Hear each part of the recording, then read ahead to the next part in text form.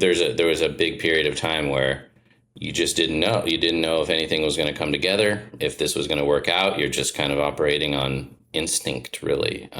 It was never that I was like, I'm gonna make it. Like I never had that feeling. I was just like in the present the whole time. And I didn't, I would absolutely have settled for that kind of career. Like, I still feel like I'm punching way above my weight. I would have been at peace with, maybe I carved out a comfortable, quaint little career or something like that. That would have been fine. And that's sort of what I expected. Although I was definitely driven. I knew things could be better in the industry, and I knew that every time I saw some a film or a piece of art or an illustration or a video game that I felt like I know how to make this better. Like I think I have something to offer here. There was motivation there intrinsically. Please welcome the brilliant Joseph Cross to this episode of the Learn Squared podcast. Joseph is famous for his stunning work across the entertainment industry, on films like Dune and Ghost in the Shell, to name but a few. But he's also synonymous through his work with Bungie, helping them bring the Destiny universe to life. And now is doing the same again as the art director of Bungie's upcoming Marathon game. And in this episode, Joseph reveals how his concept art journey began 10 years after graduating, and initially wanting to be a comic book artist first. So let's get to it and hear how Joseph revels in solving design problems, the creative process around bringing new IPs to existence, and how all the skills he has learned along the way, from graphic design to concept art, has helped him transition to becoming a leading art director, as well as stories in helping develop the iconic still suit from Dune alongside production designer Patrice Vermette and director Denis Villeneuve, and much more. Let's go.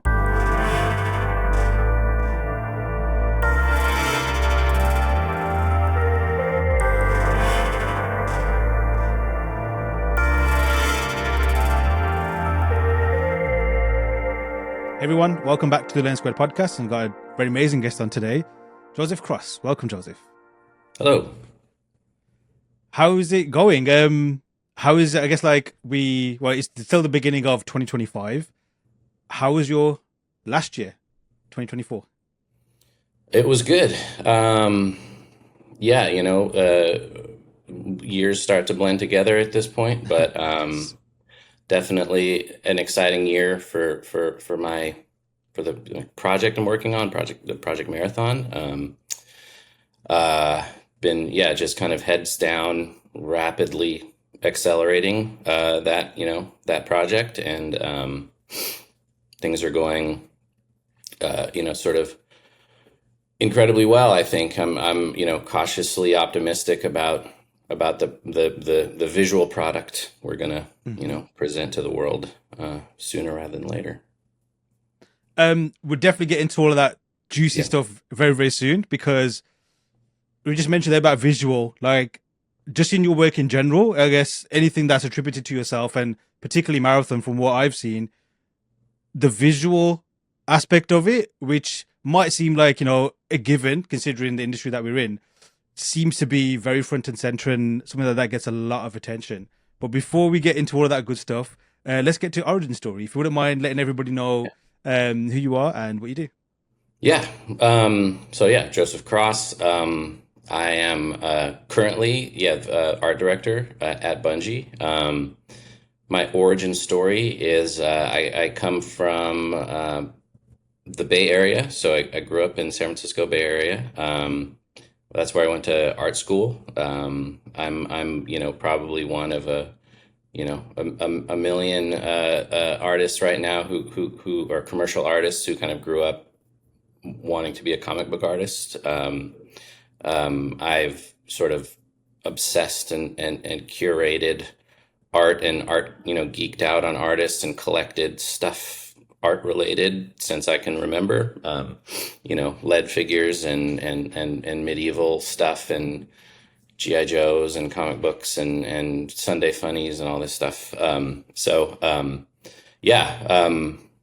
Grew up in and around Berkeley, California. And as soon as I found out that art school was a thing, which I didn't actually know until I was basically graduated high school, and I found out a friend of mine um, was going to the Academy of Art in San Francisco.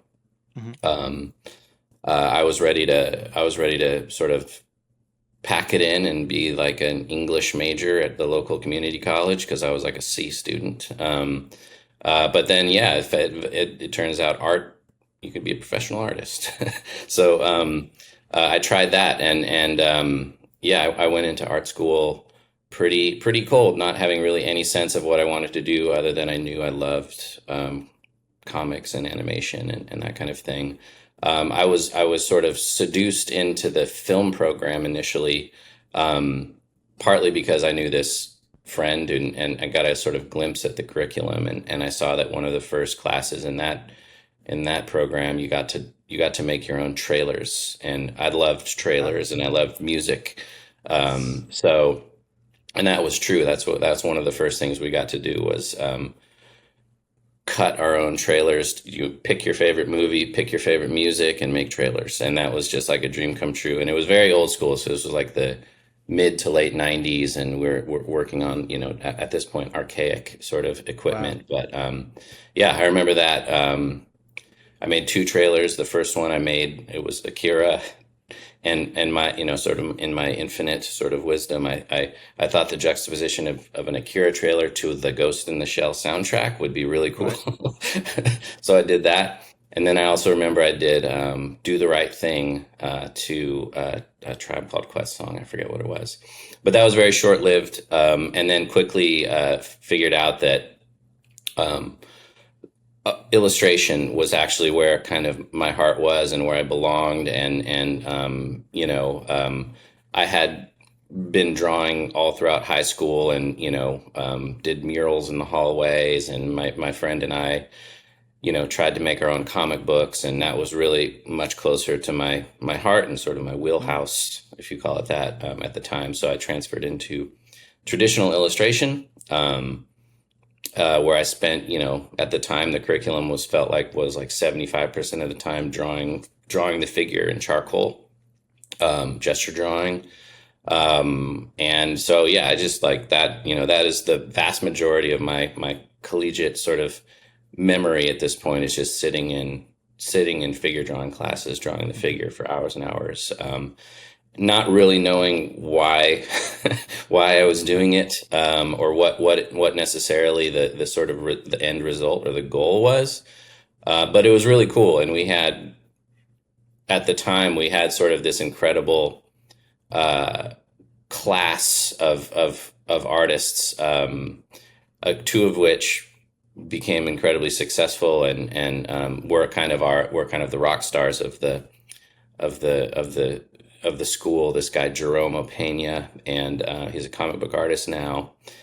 His sketchbooks were like contraband. Like somebody made a copy, and then you got a copy of a copy of a copy, and you figured out what pencil or pen he was using, and you had to go rush to the Japanese bookstore to find the pen Sick. because that would mean you could do it too. And then Moby Frankie, who went on to be an amazing art director at Valve for a number of years. So we had this really cool like figure drawing culture, illustration culture that Oh. went on. But yeah, like I said, I didn't really. It was never really geared towards a specific industry. Even like my work or my portfolio, I didn't really have that. That was never really fostered for me. Like, oh, you're doing all of this because you're going to be a animator or a commercial illustrator or a graphic designer or a fine artist or whatever. You were just it was almost like exercise or something like that. I Mm. always think of it's like jogging or something. It was just sort of tuning your body, tuning your craft. So yeah, I don't know how far you want me to go with my origin story, but I can just keep going. Oh, that it's totally Yeah. cool. But I just want to ask a few questions regarding Yeah. some of those moments. I mean, like, so similar to my journey when I was in post high school as well. Like the art courses I took was seems to be very similar to yours. It was more introductory into different things as opposed to a specialist thing. Did that bother you, or did you enjoy that looking back? Um, it didn't bother me. Mm, And in hindsight, I think, the sort of subtext, I guess, of the curriculum or of the field was commercial illustration, mm, which, like, looking back on it now, is just an incredibly niche, uh, you know, avenue for an artist, and it's hard to it's hard to say how much just like sort of the evolution of sort of the art industry and society has sort of moved away from commercial illustration as a viable sort of path. I think I almost think mm, of it as sort of a vestige of like the Mad Men style 60s, 70s era where, mm. magazines and print ads were much more important. Yeah. Um, so that was that. It made sense that, whatever whatever, like, it's, if you're interested in fine art or commercial illustration or animation or sequential art, the kind of craft muscle building you're doing is still going to be incredibly important. Mm, It just wasn't funneled super specifically, mm, at least for me.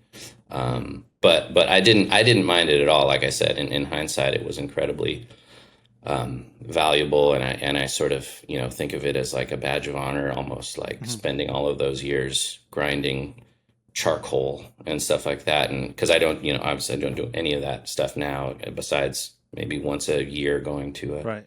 drop-in workshop or something like that, or sketching at I a get. cafe. Is that mainly just due to like being super busy and just not having the time for it? Um, no, I don't think so. I mean, I think it certainly doesn't have now a direct impact on what I do as an art director. I Mm, don't need those chops, really. I wouldn't say. And also, it's true that I've never been. This isn't a generalization, but I've never been. I've sort of think of there's a few different kinds of artists. In my experience, there's artists that um, enjoy the process, and that's part of just their sort of their fiber, their creative fiber. They're just sketching, they love it, they always have a sketchbook in hand, or that's sort of enough for them, just like mm, understanding how light and value works in graphite or in oil. Or, like, I've never been that kind of artist. It's always felt like it's more of a compulsion for me. Like, I need to do it. mm, I need to make things. I need to try to make things look better. But I would never say I enjoy that from a sort of in a commercial context. And in my personal life, I don't. It gets very competitive to me, sort of psychologically, pretty quickly. So, I'm sort of working all those feelings out in sort of different, in different ways now, through art direction and mhm. sort of, Photoshop and all these other sort of ways. And so that's, yeah. Um, I think about it, I think about doing it a lot, and it would be nice. And maybe, when I'm 90 or something, I'll be, sketching landscapes or something. With that said, I think a local museum or wherever it was, there was just a bunch of like, I think it's aircraft or whatever it was. And we was walking past. Obviously, everyone's doing their thing with the kids and what have you. And obviously, with kids, things always tend to be a little bit of a faster pace. You don't really get to absorb and enjoy some of the stuff around. But I remember, like, dotted around, they seem to be not part of the same crew, but there's a bunch of old guys with sketchbooks and just drawing stuff. And I was like, yes, that's my retirement plan. Yeah, When the time yeah. comes, they seem like a complete bliss. Hmm. What about some of those times, like when you use it, even post high school, and like when you was on that course?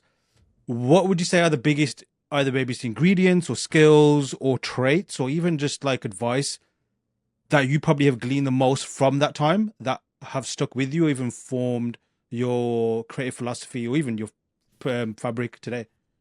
Yeah, that's a good question. I think that it's it's this thing where it's hard to sort of define if it's sort of instinct or intent or like nature or nurture, but it was clear for me, at least, even while I was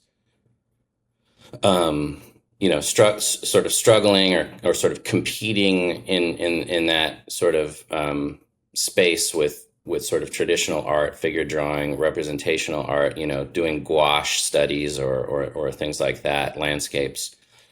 I always knew that my strength was in kind of the graphic representation of stuff, or the sort of um, the graphic composition of shapes and planes, as opposed to value and sort of rendering and really sort of turning form and Mm. brush strokes and that kind of thing. Like I always wanted to break stuff down into sort of simpler shapes, graphic appealing shapes. And, looking back, that is clearly my identity, and it's clearly what I lean into, what I try to bring to the table, to the projects I work on. The connection to graphic design. It's why, there's certain artists you're really drawn to. Like, I mean, the first one, that it's a kind of a cliche at this point, but J.C. Leyendecker, for example, the way he sort of simplifies form, flattens things out, has these incredibly satisfying graphic shapes and brushstrokes. Like, that spoke to me so profoundly, in a way that, you know, still like a Rembrandt or something like that. Like, I marvel at the work, but I don't identify with it. It's not, there's certain artists that you're Mm. like, oh shit, that's like we're from the same sort of tribe, or cut from the same cloth. And then there's artists you look at and you just marvel at, and you just but they're sort of the other in a way. Looking back, a lot of my figure drawing work had those qualities, of sort of just graphic, proportional, graphic, compositional shape, anatomical shapes, and that kind of thing. Mm. So I think you could draw a through line, no pun intended, to even sort of my current um, work and sort of vision. That felt, that feels good, and to sort of acknowledge that, and like accept that too. I think that's awesome to hear as well, because it's especially for anyone like we get a lot of listeners who are still in the early stages of their careers, and even like they're just training themselves, and obviously veterans too, we're always still learning, we're always still trying to improve.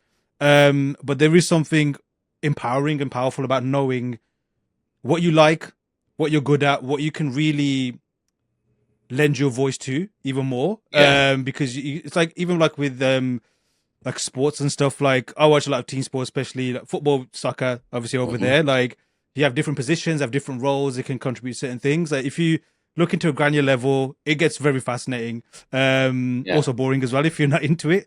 But for yourself, like did you know at that time, like, okay, I like doing this, so I'm going to lean into it? Or was it more almost subconscious and you just found yourself like, because sometimes when you're doing stuff, there's a certain stage where you feel either more at one with the process, or you can't Mm. wait to get there because you know it's going to be more fun. But sometimes it's just like it passes over you, but then obviously over time you realize what it is. What was it like for Yeah. you? I think, it was a combination of things. Like, I actually one point you made that made me want to articulate a little bit further is one of the, thinking of students, thinking of like early in career folks. One of the harder things about what I sort of just described is when your heroes aren't doing the thing that maybe you do intrinsically well. It's hard to sort of stay the course. Like, like, the stuff I felt like I did well, that's not like when I mentioned like Moby or Jerome or somebody like that. That's not necessarily what they did well. So it's really, at the time, it's really hard to stay true to yourself and sort of believe that what you're doing is also compelling and has that kind of value. But yeah, so, back to your other question. I think it was a combination of things. It was intrinsic to some extent. I mean, I think that you know, there's something there's something like talent that exists. You know, I don't know exactly how to define it or describe it or even Hmm. what it is, but there's a feeling that I think you have when you're making art and when you're designing or sketching, and you know it when you see it and you know it when you feel it. And I started to recognize that quality within myself, you know, and although you know relatively it was at a very low level, like it wasn't, you know, I wasn't like a rock star student by any stretch. I was like a, you know, I was like a B list student or something like that. But I started to feel like, oh, I have a point of view and I'm doing a thing that I don't see a lot of, and you start to kind of get recognition, minor Hmm. recognition from. I always remember, you know, some praise I received from teachers or something. I had a teacher, a figure drawing teacher named Christopher Schenk, who's still teaching, I believe, at the academy. And one time he came over and looked at one of my drawings and was like, "Somebody could do a better drawing than that, but I couldn't." And that Hmm. those kind of things are incredibly meaningful Hmm. to a student when you get that kind of acknowledgement, especially from a working professional. So the combination of you know, sort of external reinforcement, even little bits of it here and there, are incredibly, you know, potent. And then just starting to really, you know, build those little blocks of like belief in your own vision. That's, you know, that's sort of how it went for a long time. But you know, skipping ahead after that, you know, like I didn't work in the industry professionally for close to 10 years after I Oh wow. graduated. I didn't even really graduate. Yeah. I left early and then came back and finished online, and that's the next sort of chapter, I guess. Sick. Well, Yeah. that's interesting to hear because I had the same thing. Like, Yeah. I didn't get into the industry until 10 years or so after I had graduated. Long Hmm. story, we won't get into that, but we'll definitely get into yours. What happened in that time? Um, yeah, like my sort of, I mean, I think in hindsight, to art school education is, you know, has its um I don't know. I was definitely at the, you know, art at the time the Academy of Art was just like, hey, you have a bunch of money and a, you know, a pencil, you come on in. Like, you know, like it was, there were no real strict standards. And Hmm. you know, the percentage of students who graduated and went on to immediately either lucrative jobs or jobs in their field that they were excited about, that they had been sort of training for, I think was incredibly small. And there were definitely some of them, but I was not one of them. I ended up leaving a bit early. Um, I I befriended who turned out to be one of the most important people in my life and then in my career. One of my teachers, who was teaching sequential art at the time, this guy Rick Remender, who's now a wildly successful writer, writing comics and TV and film stuff. Kind of took me under his wing, and we started sharing a studio together. And it felt like, I don't know, it was sort of that sort of classic, like that almost cliche, where I'd rather be trying to sort of scrap together the start of a career working with someone who's really working in the industry than, you know, grind out another year and a half of mandatory credits and curriculum and then Hmm. go for $80,000 more in debt or something like that, you know. So I did that. Um, it didn't really manifest in work immediately. I got a taste of it because he was doing comics for Image Comics at the time, and I did some like coloring. I did one or two covers for a few of the things, but none of it paid rent really. So Hmm. I and at the time I also had my own sort of portfolios. And I was very like scattered in terms of my interests. Like I didn't really know what I wanted to do. I had like mediocre portfolios for like five industries. I had like concept art, I had comic book, I had graphic design, I had commercial illustration, and I was fine art. And I was like, none of them were really viable. Mm. And I just lacked that. That was just part of my identity. I just never had that like laser focus.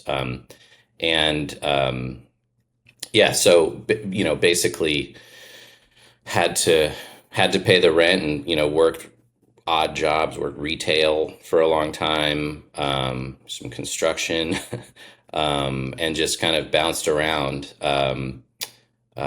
for essentially for years, and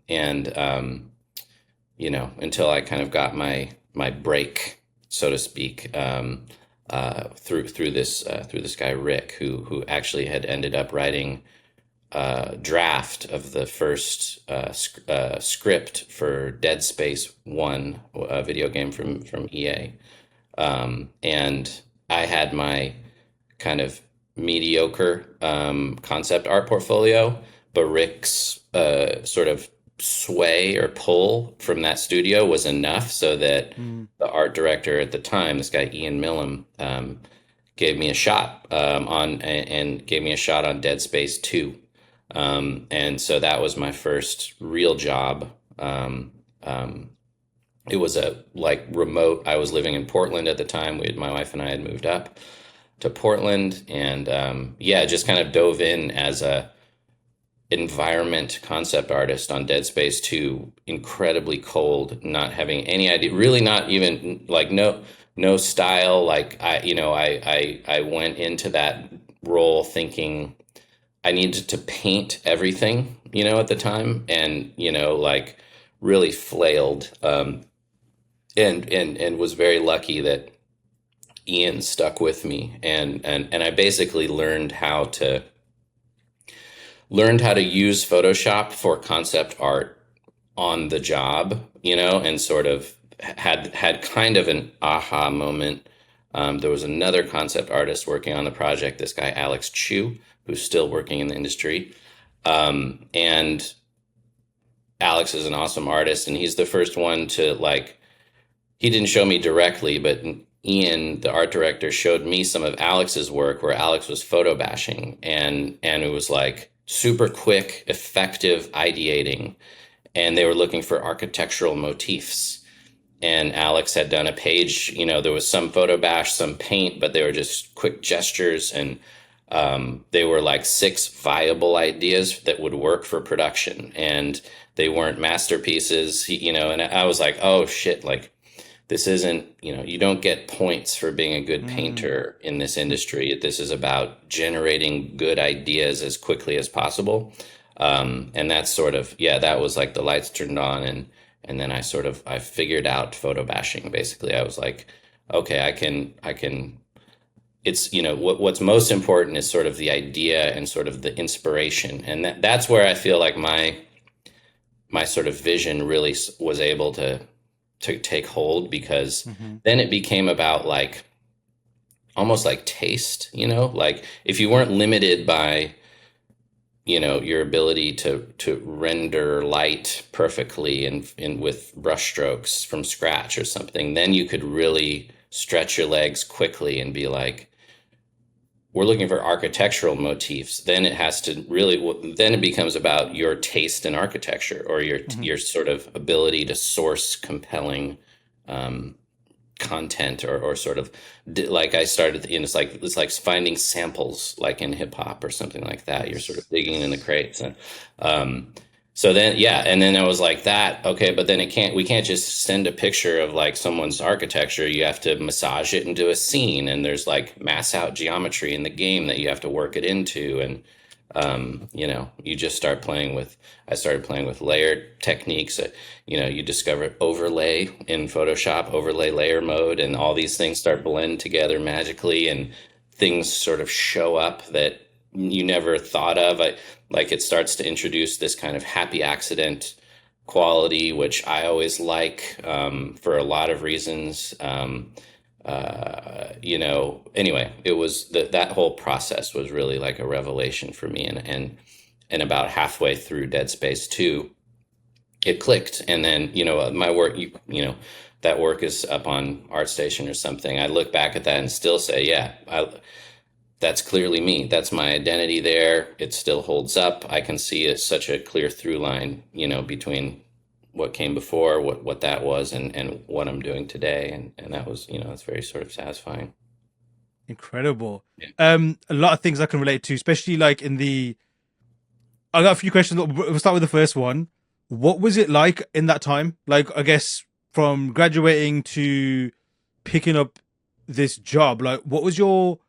You mentioned obviously like you were still figuring things out. You had your multiple portfolios. I can definitely relate to that. I think so many hmm people can as well.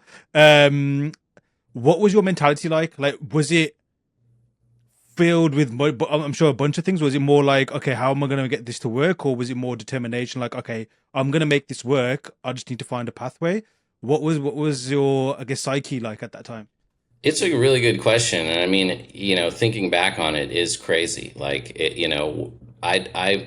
I'm not sure. Like, I'm not sure, I'm not sure what my psychology was. Um, my goal was certainly to stay as close to art as possible, Mm, regardless of what it was. Like, I wanted, if I was not like literally like working at an art supply store, which I worked at two art supply stores. I worked at an art store in Berkeley, and then when I moved up to Portland, I worked at an art supply store. Um, so I was, I just knew that I needed to stay close to it. And even if that was it, if that was the sort of extent of my professional proximity to art, was standing at a counter like restocking 2B pencils or something like that. That was something. And I would, go home and sketch and noodle in Photoshop and obsess over artists and spend all my money on art books and go to a cafe and do life drawing, um, that kind of thing. And then I figured out you can teach too, which is actually why I ended up finishing my degree, mm, so my BFA online, because I had an opportunity to to teach at the art schools in Portland. So I taught at PNCA, and then what was the Art Institute. So and that was a viable thing. Like, I feel like that's where the figure drawing came in really handy, because if you there are like I taught in the fashion department at Art Institute in Portland, because it's important for young fashion students to be able to sketch the figure, and like they're called, they're croquis, and like, mm, like have a basic understanding of form and gesture is important as a fashion designer. And I had a portfolio that did that. Like, I could do that. Like, I could do that well. I could sketch a 5-minute figure well, and sort of create the kind of contrapposto, anatomical poses that are important to that profession. So I found those little avenues and leveraged that stuff. Um, but yeah, it is interesting. It's kind of, there was a big period of time where you just didn't know. You didn't know if anything was going to come together, if this was going to work out. You're just kind of operating on instinct, really. mm, And it wasn't that, it was never that I was like, I'm gonna make it. Like, I never had that feeling. I was just like in the present the whole mm, time. And I didn't, I would absolutely have settled for that kind of career. Like, I still feel like I've punching way above my weight, in my current position. Like, I was gonna be like, if I would have been at peace with, maybe I, um, sold prints and taught at two art school classes, and, that carved out a comfortable, quaint little career or something like that. That would have been fine. And that's sort of what I expected. Although, I was definitely driven, by something. Like I knew things could be better in the industry, and I knew that, every time I saw some, a, a film or a piece of art or an illustration or a video game, that I felt like man, I know how to make this better. Like I think I have something to offer here. There was motivation there, intrinsically, and that, getting way back, like, there are comic book artists that I felt like that for sure were very motivational, because they were successful, and because I knew that I could, like, if they could do it, I could do it, kind of a thing. So there's always that kind of motivation too. Wow, that's very inspiring. I also love your anecdote on like basically photo bashing and concept art and ideation Hmm. versus not getting points for just spending time on like basically just pixel bashing almost and making sure everything looks amazing. And Yeah, like from I had the same kind of experience, and I'm sure many people have done as well, especially when concept art wasn't exactly like a well-known thing. Like my background is from industrial design, and that was all about line work and line weight and all that good stuff and form. yeah, And I discovered digital art before I discovered 3D and all that kind of stuff. And I thought the design had to be perfect as opposed yeah. to it's all about the idea. Like, but before you, because you said you learned on the job, Hmm. what was your like I guess technical skill level at with Photoshop, and what kind of work were you doing? At least like in the like how far were you using Photoshop or in terms of tools and On Dead Space, your or methods? or before that. Just generally like what was your I guess skill set like with digital art at the time? It was not nil. It was Mm. like, it was, I was treating Photoshop like, it was just a digital piece of paper. Like, that's all. Yes, Like, yes, the yes. only difference was it was digital, and you could control Z instead of erase. Yeah, yeah. You know, I was not, yeah, I was completely self-taught. I thought of it, the other program at the time that we were using was Corel Painter. I Um, remember that. and, all of those, like Gnomon DVDs, we're looking at like Kang Lee or something like that, who's just an amazing draftsman, and like, just, essentially an illustrator or a fine artist. Like, we're not relying on Photoshop, um, to sort of manipulate, or, bash textures in, or incorporate pieces of photos. It was still just essentially illustration. So that's sort Mm. of why I was how that was my frame of mind there. Um, and that's where my skill set was for a long time. There were I remember very clearly a few of those, tutorials, similar to sort of that experience I said with photo bashing, where I started to really grasp the potential of using layers and layer styles. And like, there was a tutorial. There was this artist called the Black Frog. I don't know if you remember him. And Um, Had an amazing tutorial where he sort of sketched this incredible sort of cyberpunk scene very loosely, and then just brought in like random photos, like of like himself or like his friend at a park, or I forget what it was, and just stretched him in so the perspective was sort of aligned, and threw it on overlay and sort of futzed with him, and all of a sudden these incredible qualities and textures and sort of realism, uh, manifested into this image. And that I remember that. And I think Mache had one of those too, where, you start with a photo, and it just becomes something mm. else, so yeah. But it was my, it was all self-taught, and it was very rudimentary for a long, long Mm. time. Did you have like a moment or a project or even like at the stage of a project where it clicked almost? Like okay, Yeah, like I know I figured this out now and I know how to use it. yeah. It was, I mean, it was Dead Space too. It was Right. like, um it was something to the effect of like we like I remember like we were designing like uh there was it was like a mall, and then there was like a sort of like a transitional space that was like a checkpoint, and it was all symmetrical, and we had like mass out geometry um from the team because there was sort of gameplay space. And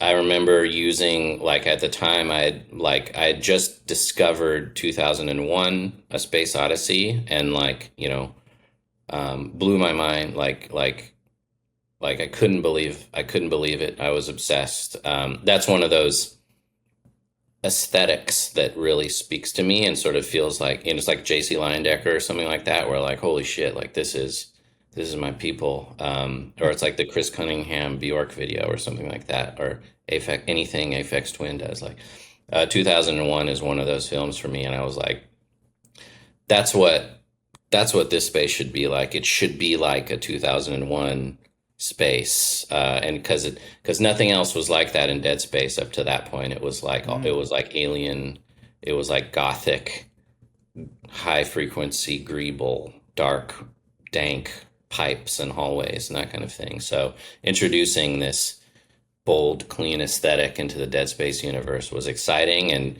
challenging, and I was, provocative a little bit, and I was really excited about that. So, yeah, I just remember at the time, I think it was Tumblr, so I'd had this whole um, um, sort of catalog of inspiration, and it was all in that spirit. That's what sort of pushed me to sort of understand, to sort of self-educate around architecture too. Like, you're like, oh shit, there are architects out there doing this for real and doing it Mm. better than Stanley Kubrick's production designer did it, probably, like, so I had this massive sort of catalog of inspiration, and I just started bashing that stuff into that space, and the result was amazing. Like, I loved it. And the art director Ian loved it too, and that was sort of a moment for me. Awesome. Yeah. What's your workflow like now? I guess has it obviously it's evolved for sure, but what are hmm your, like, I guess, from back then, Photoshop and just discovering photo bashing? Where is it now? So I spend, at this point, 90% of my time um, in my art director role at Bungie. So I am not, I am doing a lot of mood boards and maybe quick bashing of stuff, Mm. but not doing a lot of what we call IC work in my current role. But I do occasionally take freelance work, like that. I worked on Dune for 9 months or something like that.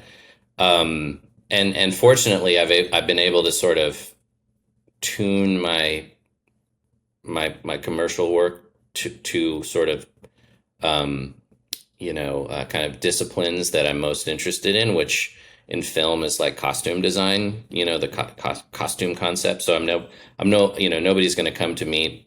Well, occasionally they do, but I probably wouldn't do it like doing like landscapes or environments or something. I'm sort of not. I've kind of exercised that from my catalog. And so, yeah, my process right now it's still very simple, very rudimentary. It's just ZBrush, Photoshop, and Keyshot. Those are Mm. my three. So I'll, you know, when I'm doing costumes or helmets or props or something like that, I'll start with a very basic, super basic, like embarrassingly basic ZBrush sculpt. I've learned ZBrush just enough to be effective, but am still a total, like, I'd probably get like a D in a ZBrush class. Um, um, but I've learned it just enough so that I could crank out renders in Keyshot, light them the way I want to, color them the way I want to, um, and then just bring them into Photoshop and do my Photoshop thing, Mm. which is what I've been doing my whole career, which is some combination of photo bashing, photo textures, manipulating values and light with with brushes and layer styles and that kind of thing. Mm. And then yeah, Um, and then designing, if I design graphic elements, I'll do those on the side. you mentioned there about obviously like knowing just enough. I think a lot of people can relate to that. I also think it's like a very wise strategy as well because it just shows all you need is just enough to get by. Is that Yeah. something that's a part of an actual deliberate philosophy of yours, or just do you tend to just get to a level that you need and then just move on to the next thing?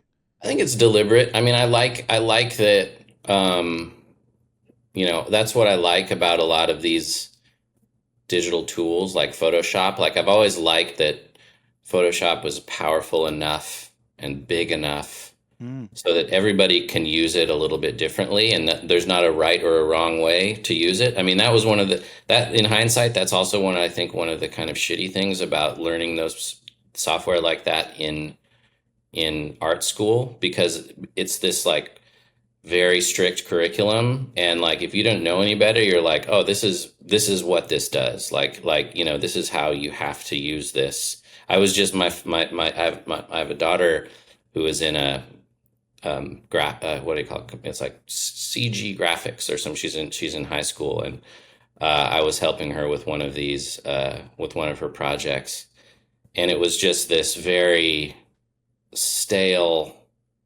kind of depressing like series of commands and how to create cast shadows and bevels, and like it just like if this was your first exposure to Photoshop, yeah. why would you think this is a incredibly profound, powerful, creative tool to do a million different things? Like Mm, so that's what I like about the way, I'm very much at peace with the fact that I still only know 20% of Photoshop, and you use it completely differently, and as a person, some other person, and so ZBrush is kind of the same way. So I definitely felt like I tuned into that and sort of was at peace with that a long time ago, and it's been helpful. It's like at least sort of alleviates any extra pressure you'd put on yourself to feel like, oh, I'm not doing this right or something like that. mm.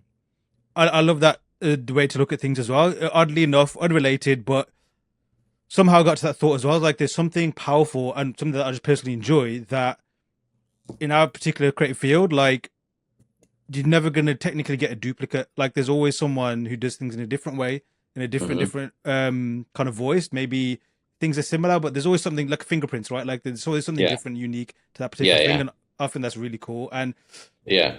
I not was only when like you're creating, so sometimes yeah, yeah, when you get even someone like I always like occasionally will, in our on our team or something, we'll share Photoshop files, like, we'll sort of hand off like, hey, let me grab your PSD and I'm going to finish off, or I'm going to add to it, or I'm going to flatten it, do something like that. And it's always interesting to see other artists PSDs because the layers are all aligned, designed, sort of aligned a little bit differently. yeah. They use masks a little bit differently or something like that. And it's like this, it's almost like proprietary. Yes. I almost feel guilty when I see other people's PSDs, there's something sort of voyeuristic or something about it. It's No, weird. I totally agree with that. Some of the stuff I have to do for Learn Squared, like you do get to see some of the behind the scenes stuff that instructors have done, Hmm. and sometimes you open the file and it's like completely different layout, like Yeah. you never thought could exist, and it's like, oh well, I don't wouldn't do that, but it's interesting. Yeah, I Yeah. do agree. It does feel like, yeah, like the voyeuristic is a great way to describe it, but it's also very insightful as well. Yeah. And sometimes in a way we're thinking that, oh shit, like I am definitely not using this enough, and in other ways Yeah. it's a case of like I'm overdoing it. Like I just need to like kind of scale it back a little bit as well. Yeah. Yeah.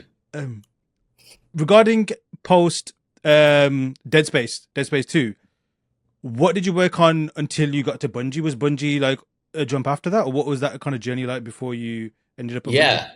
So that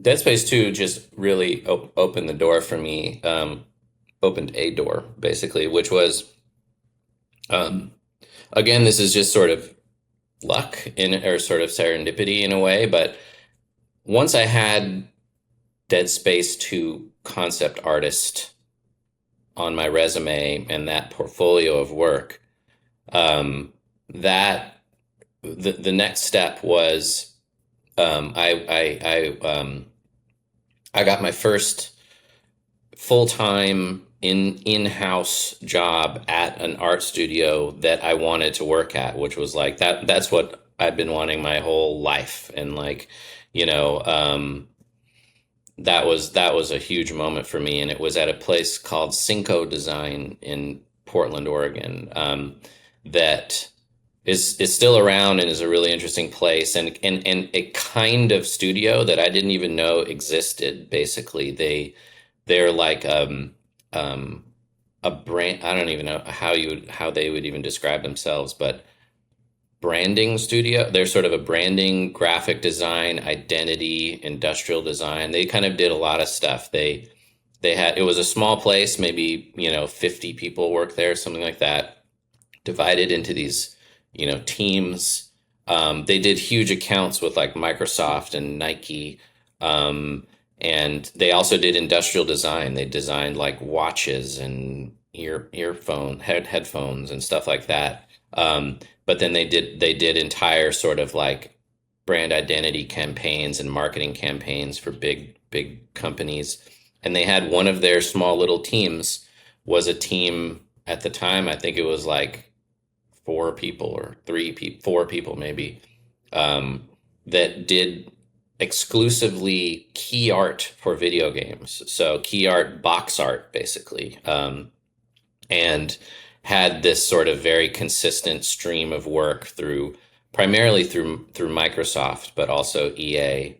And they had done a lot. They do like we did like a lot of the Need for Speed titles. When I joined the team, they were working on this game called Dante's Inferno, and then just coincidentally got the contract to do the Dead Space 2 box art. So I was at one point and was simultaneously working on Dead Space 2 concept art and Dead Space 2 box art. Uh, so that, yeah, having that portfolio basically got me a job at that place, and they offered me a full-time salaried position for what, at the time I was like a crazy amount of money, because I was literally working at the art supply store, or something, I forget exactly. But yeah, so that was that. And then I spent about, I forget again, time, what is time? Like a year and a half, maybe? I don't know. I would be terrified if I got that wrong, but a year and a half, maybe a year, maybe 2 years, and worked on probably 6 or 8 big game title key art, box art stuff, and that was really cool.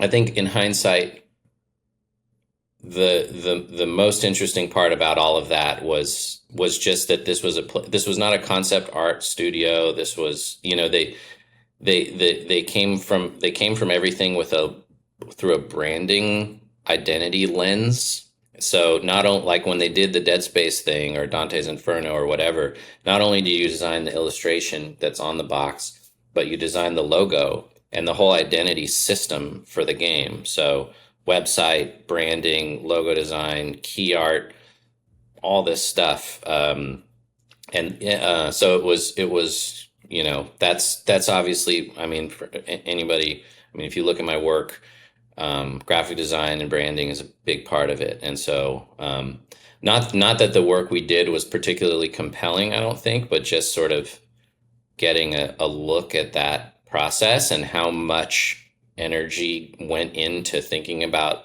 all of those elements of it was really important. And then at some point during that process, I got contracted to work on Dead Space 3, um, which yeah, just sort of, again, just kind of bolstered my portfolio.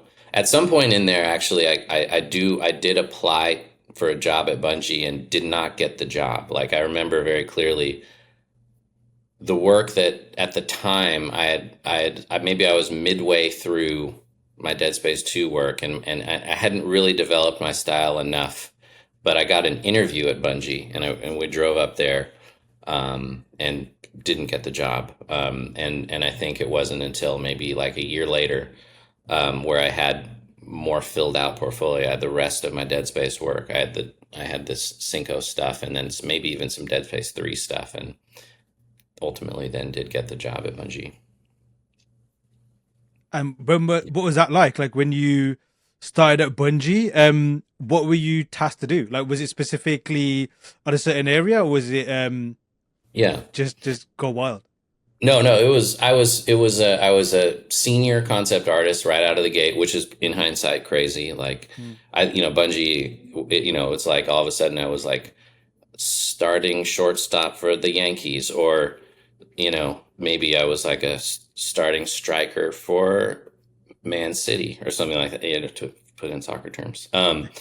It was the big leagues for sure, and I was definitely, again, I was like completely out of my depth, like all, um, very much in this sort of fake it till you make it kind of head space, Mm. but still confident. Like I was still like, I've always had that. I've always felt, you know, I mean, going back to my sort of instinctive collecting as a child, I always felt like I knew what was the best art, and that sort of stuck with me. So that's kind of, even when you're completely out of your depth, it worked as sort of like you know um, um, a shield or something. Like it helped me in even very overwhelming circumstances feel like I still have something to add here.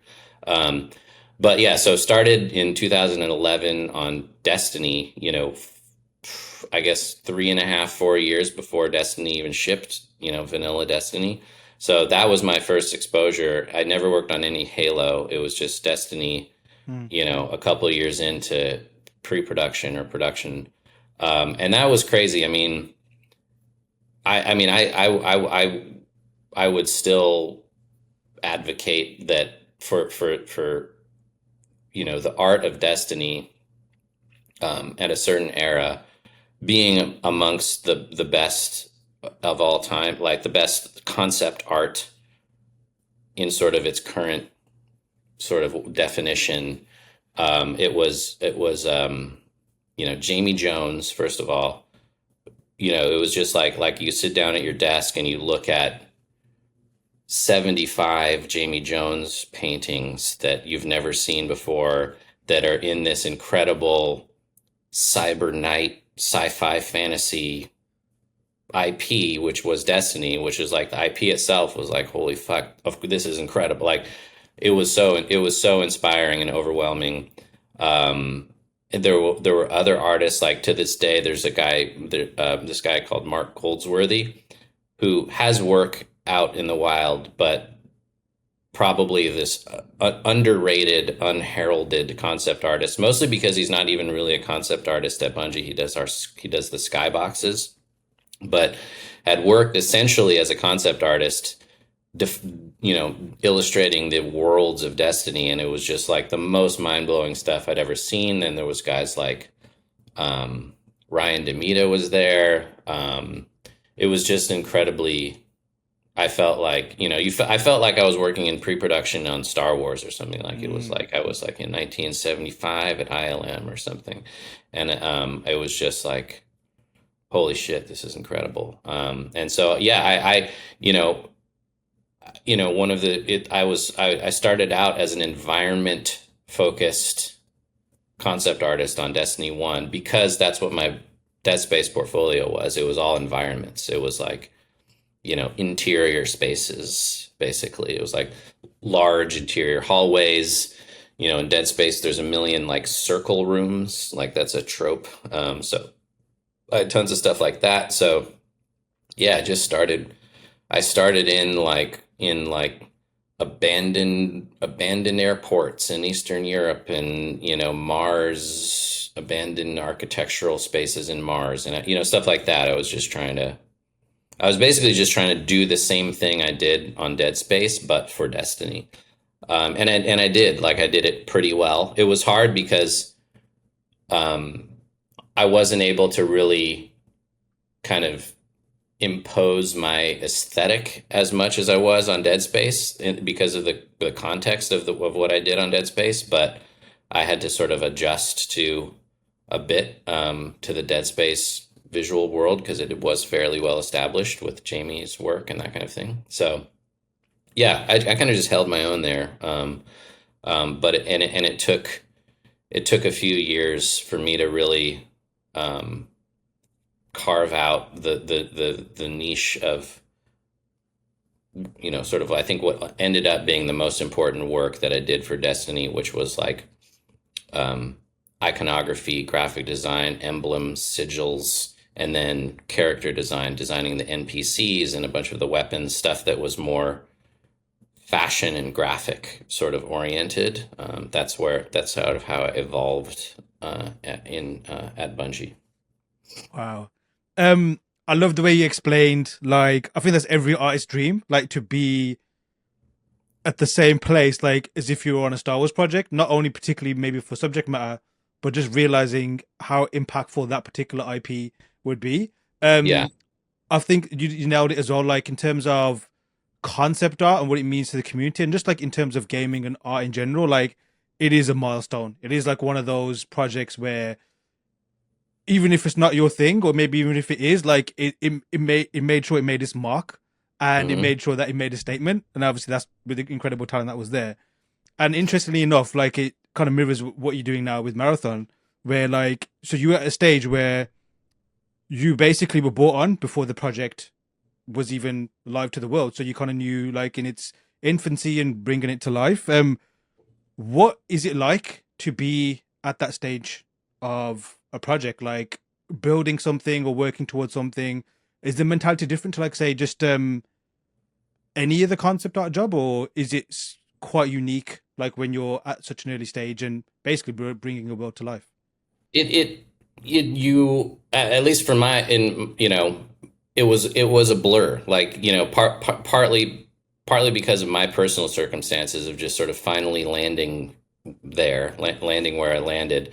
The amount of kind of pressure I put on myself. Hmm. I did not think of it like I mean I very clearly know that I did not really um, have kind of objective perspective on what I was doing or what was happening. Really, I was in the moment. I was obsessed and sort of passionate and terrified of my craft.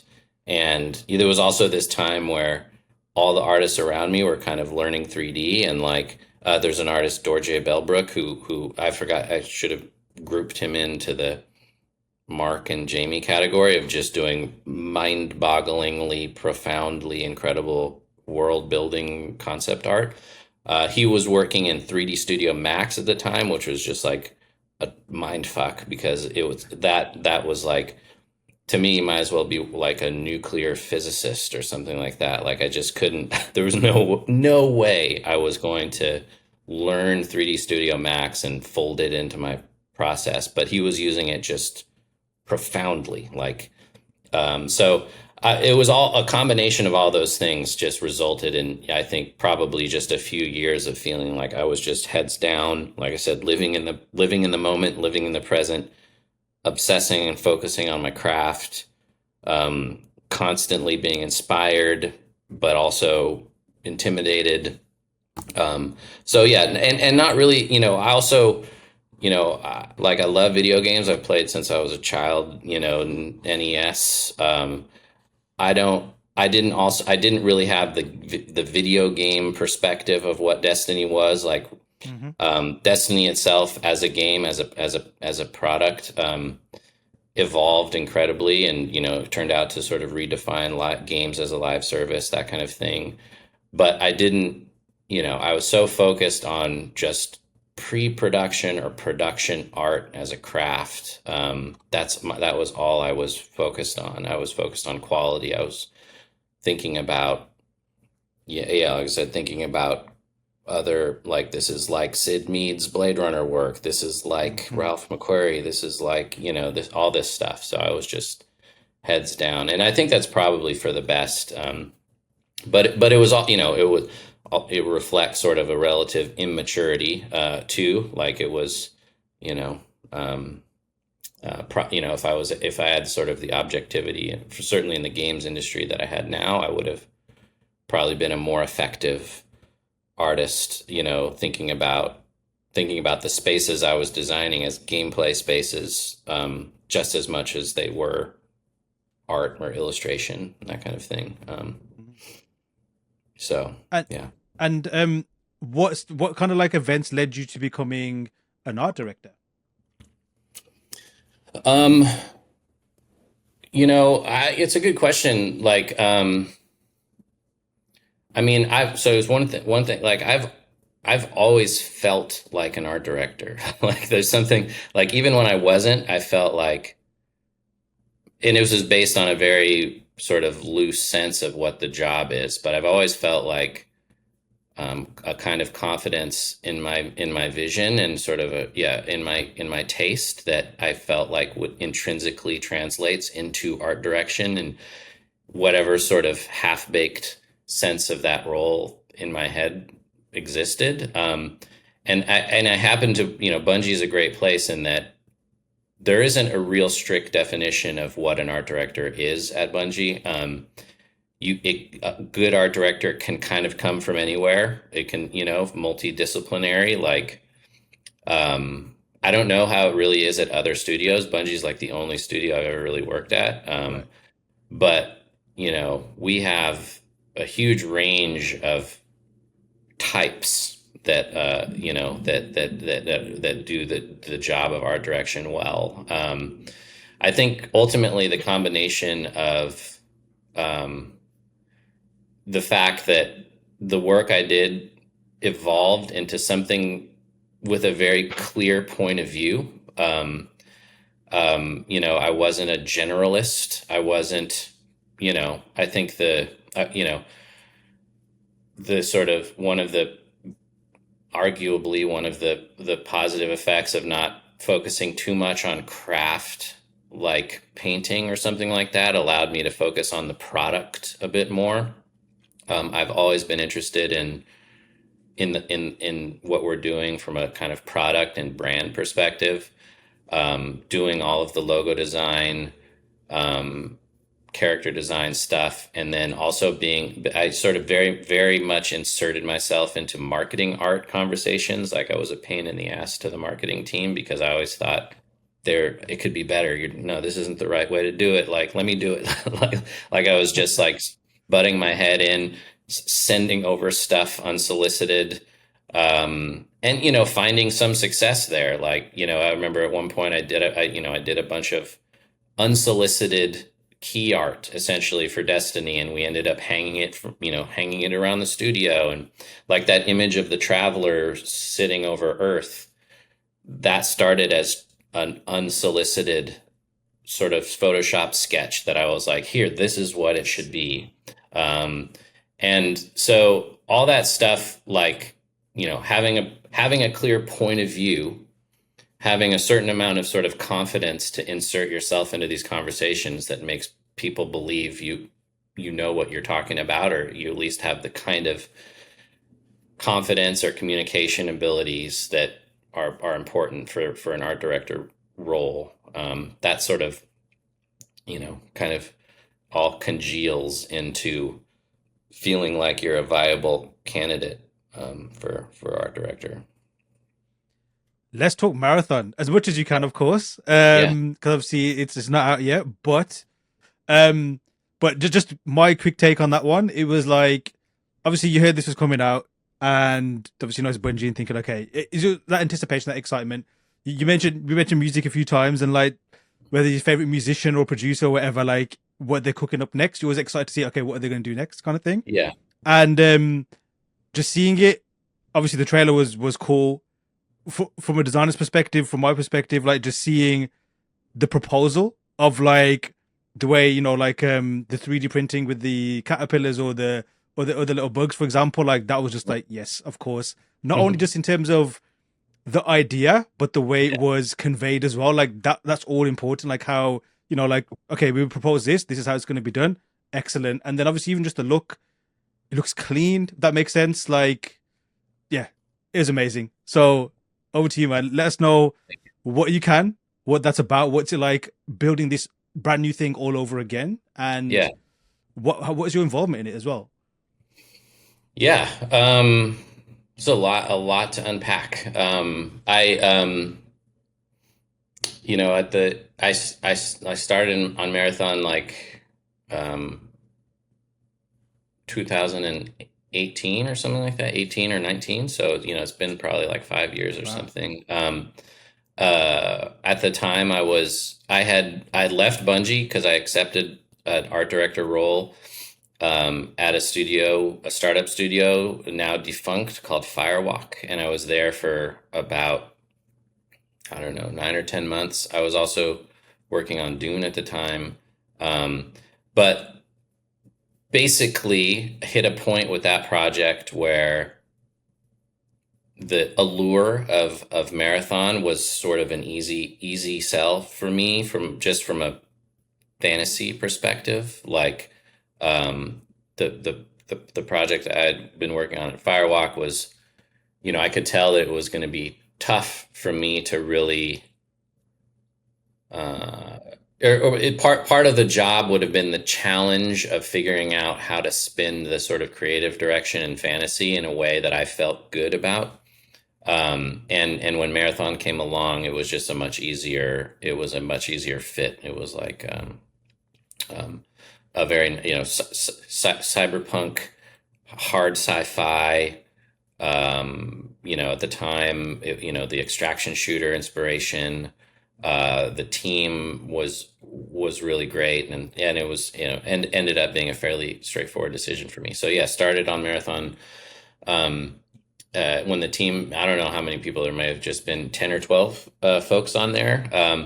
At the time, I don't even know if they were planning on bringing on an art director. It was very, very early.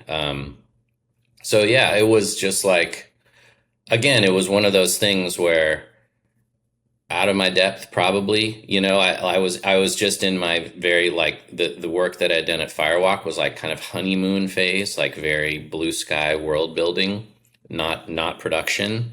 And sort of signing up to be an art director who's going to see a project this big through ship is a very scary and sort of intimidating thing. And it's kind of thing where if you think about it too much, you'll probably, you'll psych yourself out. So, one of those important moments too, where you need to just dive in and assume that it's like sink or swim, and just assume that you're going to swim, and know that that's also the only way to kind of grow.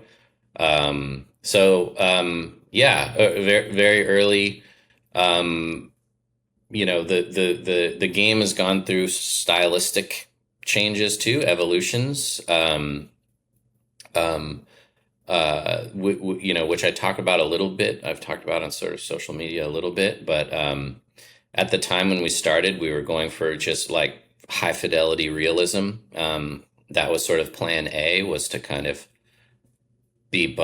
sort of literally like in the classic video game better graphics sense. These were going to have Marathon was going to have better graphics than Destiny because it was the next game, and so that was a very natural thing, and we were going to lean into material definition and fidelity and detail and all that stuff.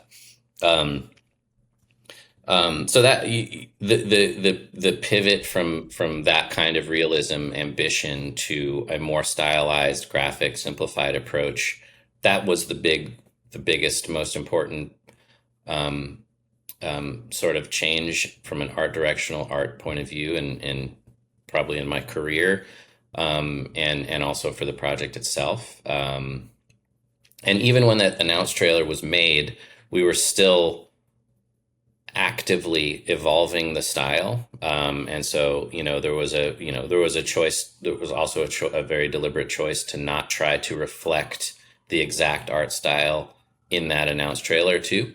So, the game won't look exactly like that trailer, but it will have the same sort of inherent qualities. And I'm very, very happy with how that trailer came out.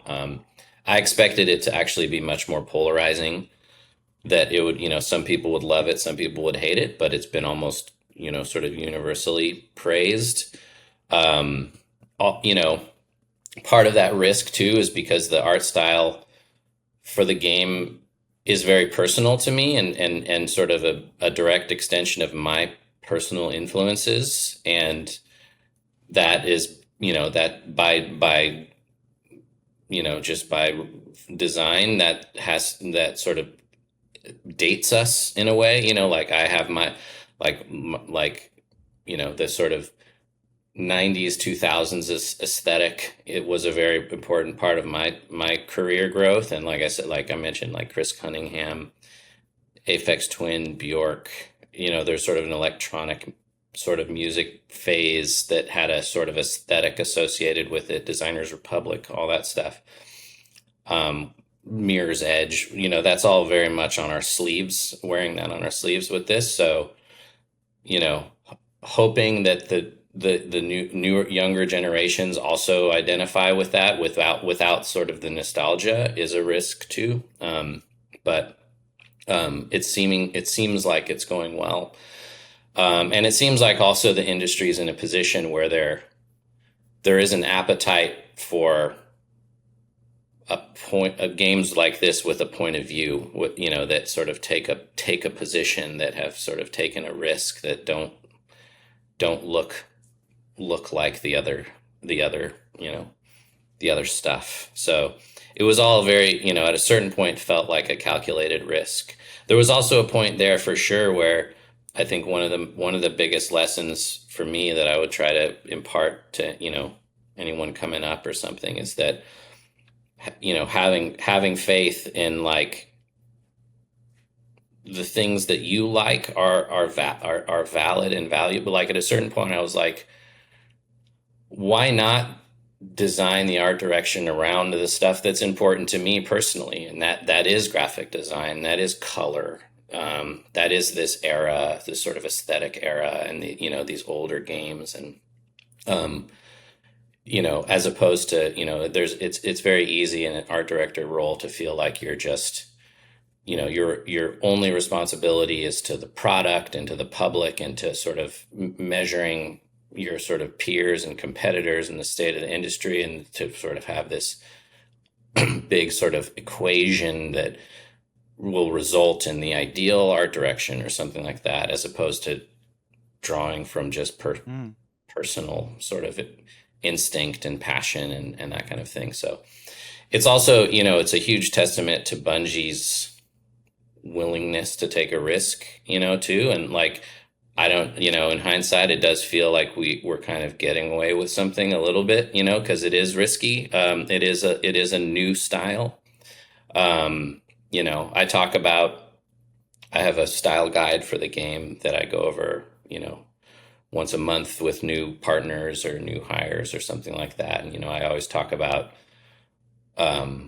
drawing a huge amount of inspiration from, like, Alberto Mielgo's Spider-Verse as being this, maybe the best example in history, maybe besides Toy Story or something, where, a brand new style was sort of conjured up out of thin air that felt very unique, and it's personal to the artists behind it, did not have an industry standard, made a lot of people nervous, I'm sure, and then became the standard. And through that sort of strength of vision, and now everybody wants their animation to look a little bit like Spider-Verse, and obviously we know what happened with Toy Story.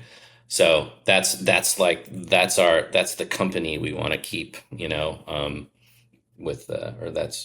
that's the ambition anyway. That is such a great, like, way to explain how to approach something in a brave way, like, and excellent examples as well.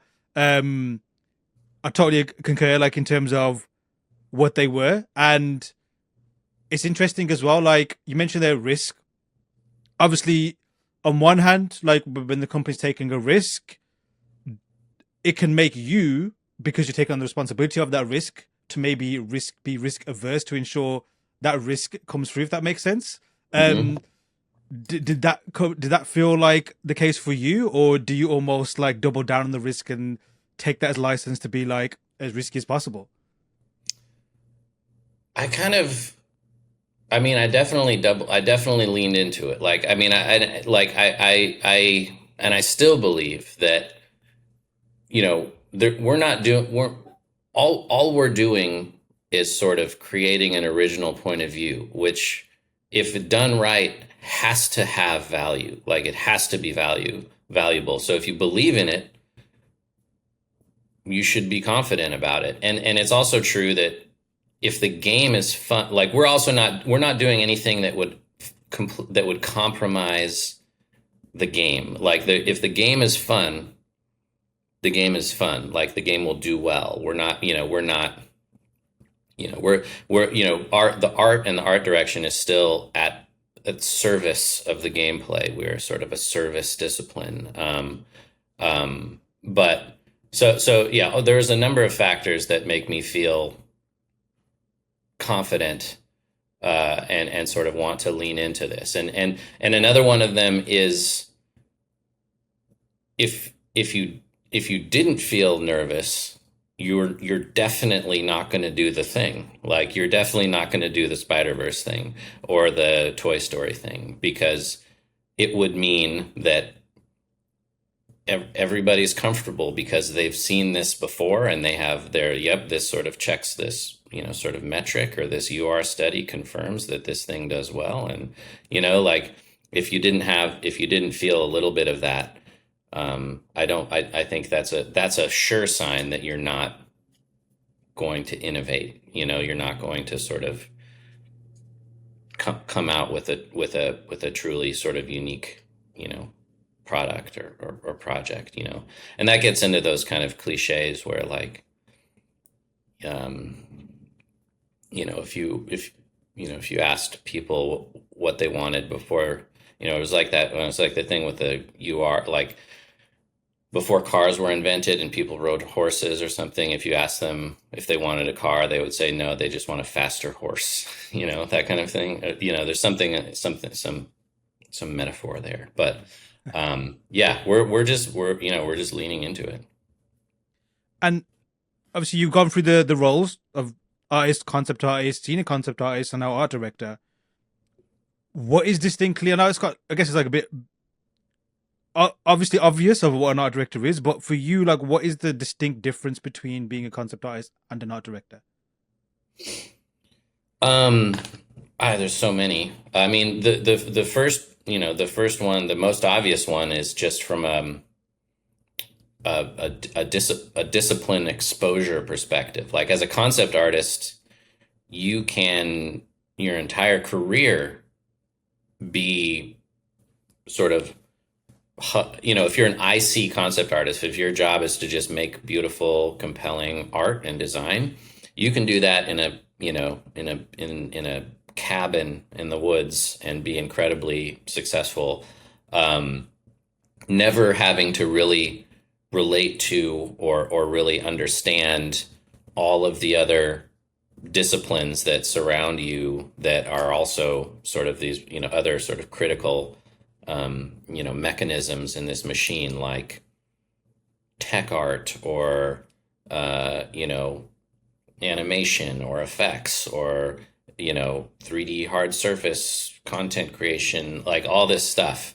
You can work directly with the art director, you get feedback, and you can just sort of stay in this, bubble, not a negative bubble, but a, sort of walled off from all of that, because you don't need to, like, Mm. it would be valuable, but it's not required.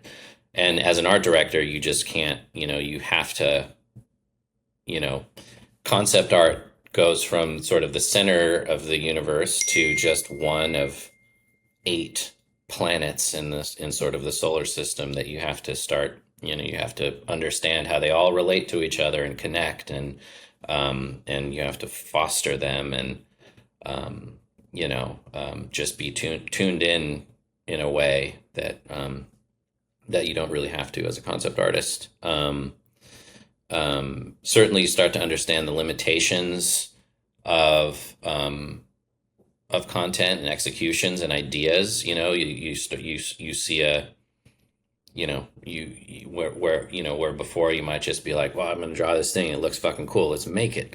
And then as an art director, you have to be like, you have to have a sort of reality goggles on, and think about all the implications of any design and how the sort of wake. You have to be much more tuned into non-art disciplines, like at Bungie we call it design. Not designers are people that sort of design the experiences of the game and the abilities, and you have to sort of be a partner to all of these other disciplines. And yeah, I mean that's definitely the biggest difference. And then you sort of define what kind of art director you are. Like I said, there's like a bunch of different kinds, certainly at Bungie. I am on one end of the spectrum for sure. I am not a technical art director. Like I am not. I think about sort of vision first, and sort of like form language and design and all that stuff, and I have to rely on other folks around me who are more tuned into sort of the technical realities of production. You need a good team. You need sort of partners and lieutenants around you that sort of cover the aspects of production that you may not know of or aren't not naturally your strengths. So you have to build this team around you. Yeah, all that stuff. Um, after wearing both hats now, what would you, I guess, like, not a quick advice, but like, I guess, obvious advice that you would give to concept artists out there and also art directors that you feel like are like either maybe core traits or things to keep an eye out for, or just even general advice? Just general advice for concept artists, or Like, so now as an art director, obviously, like yeah. having to, like, I guess, take the work of a concept artist and then feed it back into the project. Like, what would you advise them, and equally to art directors as well? Um, that's a good question. I mean, it's hard for me not to immediately kind of go to the craft sort of component of concept art, and like I said, my only real experience has been at Bungie, and I think Bungie is and sort of has become um, a very sort of design focused art department, meaning industrial design and costume design and sort of the sort of functional kind of aspects of design, as opposed to, say, Riot, which I think is safe to say and this is how I sort of define it, is more sort of like illustration focused. And like, if Bungie designs worlds, Riot illustrates them, or something like that. Like there's this clear delineation there, and figuring out what side of that equation you're on, or naturally sort of inspired to be on, is an important one. It certainly affects how we think about hiring. We're I am always looking for folks who think about sort of capital D design, and think about products and industrial design, and are less interested in sort of the craft of illustration. Or like, illustration is a tool to realize design, in a way. It's just one of these tools in your tool belt. To that end, 3D is super important.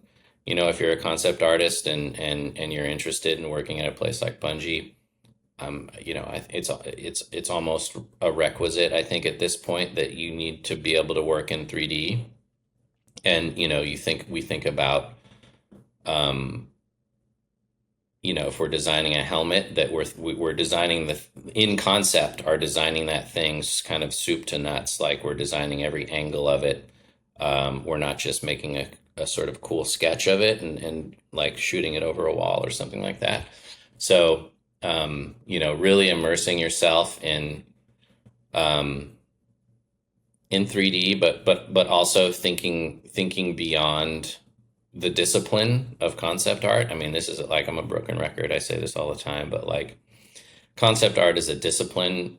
It exists to mimic other disciplines in a way. It's not, it's sort of like I even think about like the old school guys, that come from like the automotive industry or something like that. Like you hire a concept artist when you need something, when you need, you hire a concept artist when you need fashion design or architecture or industrial design quickly, and you need someone who can put on those hats and do everything sort of effectively. And so it's paramount that that person is tuned in to those industries. And it would, even to this day, it doesn't matter if it's like in the 60s or the aughts or whatever. Being tuned in to all of those industries is critical, because there is no craft, there is no discipline of concept art. It's like you're like I said, you're wearing a different hat at a different time. Like you're an illustrator, you're a fine artist, you're an industrial designer, you're a fashion designer. So that psychology is super important. And then yeah, figuring out quickly, as far as like the path to art direction. I think, because it's the only thing I've known from concept art, like figuring out what kind, if you're coming from concept art interested in art direction, figuring out what it is about concept art that really inspires you or that motivates you. Is it the craft, or is it like the vision? If it's the vision, I think there's a more intuitive, for my money anyway, path towards art direction. That sort of belief in your perspective on all of this stuff. You're not just you're not a generalist. And again, like some of I mean, the best concept artists of all time, I think of as generalists. Like Jamie Jones, for example, like he does everything amazingly. Jamie's never had an ambition to be an art director at Bungie, or else he could have easily. um, but he gets everything he needs from the craft of sort of capital A art, of painting, of understanding light and shadow, of draftsmanship, of composition, all that stuff. That's all that's, he will be happy for the rest of his life just immersing himself in that. So figuring out if that's what does it for you, or if there's something else, or if you feel like you want to, I've always felt like I said, I wanted to sort of impose my vision at a bigger and bigger scale. And that's what is most exciting to me. Like these things, like introducing a new IP to the world, like Marathon. That's what I wanted to do. The reaction to seeing the trailer for the first time. This is exactly what I wanted to do. And I've always sort of known that. So I don't know. That kind of answers, or it's kind of a take on that question. Amazing. Final question. I got so many questions I could ask you, but a few final questions before we wrap up. I got to ask you about Dune. Again, you mentioned earlier about like working on stuff that ends up being iconic. Obviously, Destiny's one of those. It sounds like Marathon's going to be one of those too. Dune, definitely in terms of impact in the industry, in terms of like not only just as other artists, but even just the general population, general civilians who like films, but then even I know a lot of people who just like films. Like they don't really geek out about the designs kind of things and cinematography and what have you. But even then, certain IPs like Dune, for example, people just can't help it but geek out. What is it like working on that? It was amazing. It was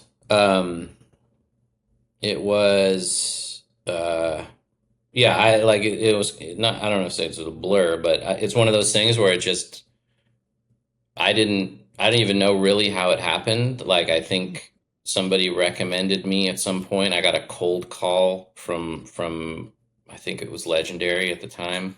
Um and I mean, again, it was one of these things where if you thought about it too much at the time, you probably would freak out. But like, I started off that project working directly with Denis Villeneuve and Patrice Vermette, the production designer and the director, one on one. Like it was Denis sending me briefs and notes and creative direction for the still suit.